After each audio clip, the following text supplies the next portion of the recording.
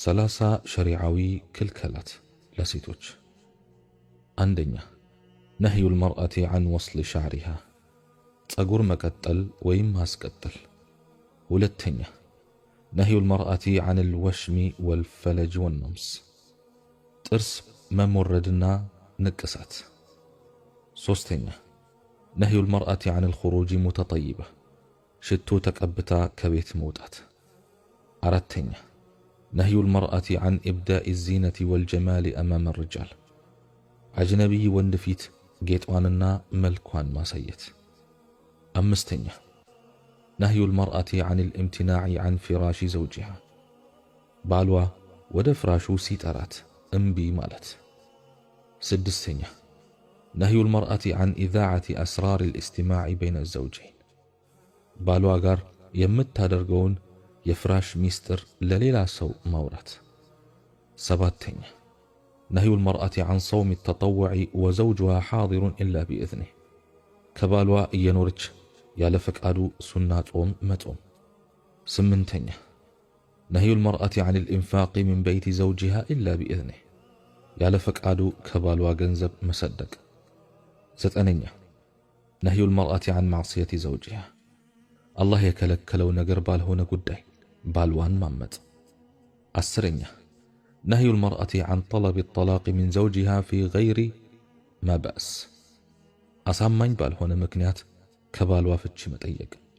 11ኛ ነህዩ ልመርአቲ ዐን ኩፍራን ልዓሺር የባሏን ውለታ መካድ።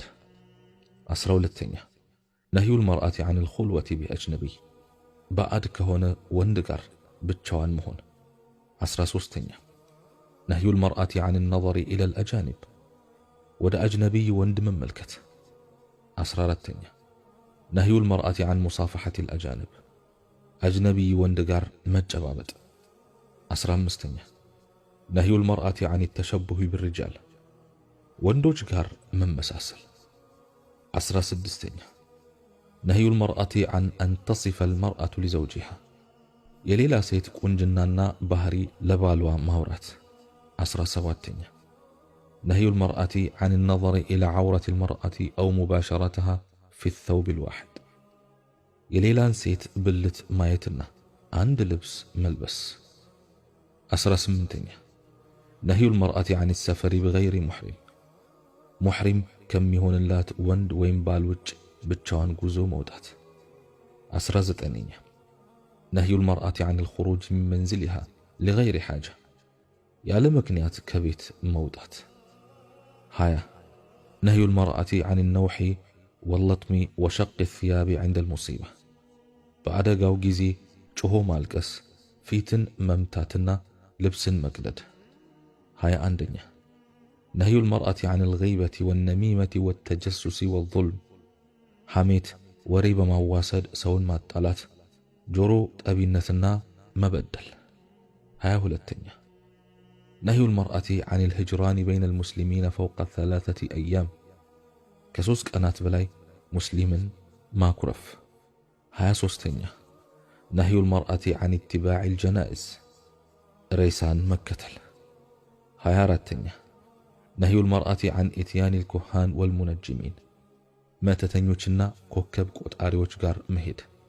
26ኛ ነህዩ ልመርአቲ ዐን ዱዓኢ ዐላ ልአውላድ ልጆችን መራገም ወይም በእነሱ ላይ ዱዓ ማድረግ። 27ኛ ነህዩ ልመርአቲ ዐን ተዕዚብ ልኸደም አገልጋዮችን ማሰቃየት። 28ኛ ነህዩ ልመርአቲ ዐን ኢዛኢ ልጃር ጎረቤትን ማስቸገር። 29ኛ ነህዩ ልመርአቲ ዐን ልሒዳድ ዐላ መይትን ፈውቀ 3 አያም ኢላ ዐላ ዘውጅሃ 4 አሽሁር ወ10 አያም በሞተ ሰው ላይ ከ3 ቀን በላይ መነጣጣት የተከለከለ ነው ከባሏ በስተቀር። ለባሏ ግን 4 ወር ከ10 ቀን ታዝናለች ወይም ትነጣጣለች። 30ኛ ጠጉሯን እንደ ግመል ሻኛ ማድረግ። እህቶቻችን አስታውሱበት። ሌሎችም እንዲጠቀሙ ከማሰብ ሼር እናድርግ። እህቶቼ ውድዋ እህቴ የሐቅ ባሏ እንጂ ሌላ ማንም የማያያት የተሸፈነች እንቁ ሁኚ። ውዷ እህቴ በማንኛውም ሁኔታሽ ድብቅና ቁጥብ ሁኚ፣ ውድ ትሆኛለሽ። ውዷ እህቴ ከቤትሽ ወጥተሽ በጎዳና ላይ አለመሄድሽን ብቻ አትይ። በቤትሽም ውስጥ ሆነሽ አንቺነትሽ የሚያረክስብሽ ርካሽ ነገሮችን አትፈጽሚ። ውዷ እህቴ ሰው አያየኝም ብለሽ በየጊዜው የሚመጡ ፈተናዎች፣ የሄደው ጋር አትሂጂ፣ የመጣው ጋር አትምጪ፣ ሲያጨበጭብ ያየሽው ጋር አታጨብጭቢ፣ በአንቺነትሽ አቋም ጽኚ። ውዷ እህቴ ጥንቁቅና ቁጥብ ውድ ብርቅዬ ሴት ለመሆን አላህ የከለከለውን በመከልከል ነፍስያን ወደ አላህ ትዕዛዝ መስመር ለማስያዝ ሸሪዓ ባዘዘው ቀጥ ለማለት ብዙ ድካሞች አሉት። ነገር ግን የተበላሸች ብልሹ ሴት ለመሆን ሰዓታትና ደቂቃዎች በቂ ናቸው።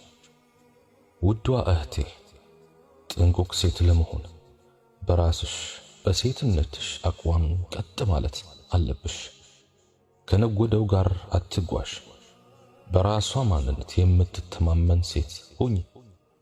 ፈተናዎችን ለማለፍ ሸሪዓዊ ዕውቀትን በመማር ውስጥ ተደብቀሽ ጊዜሽን አሳልፊ። በየኮሜንት ስር የራሳቸው ማንነታቸው የጠፋባቸው ሰዎች ጋር አትልከስከሽ። ጊዜሽን በአግባቡ ተጠቀሚው።